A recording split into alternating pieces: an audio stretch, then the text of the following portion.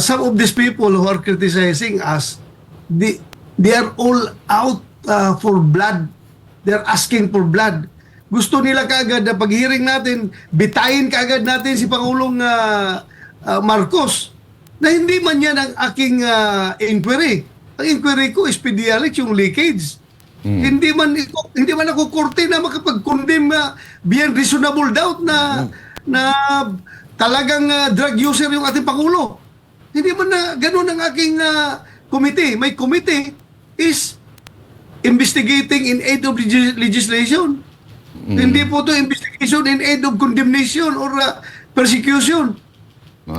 Senator, kung in the course of my investigation, meron tayong ma-uncover na mga katotohanan dyan na kung ano-ano man, then so be it. Hindi ko po isusuppress yan.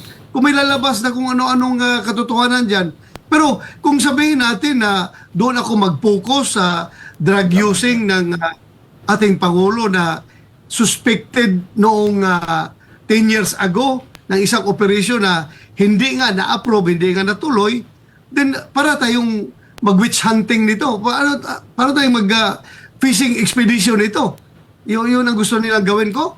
Mag-fishing expedition para idiin natin yung ating Pangulo. Hindi naman siguro.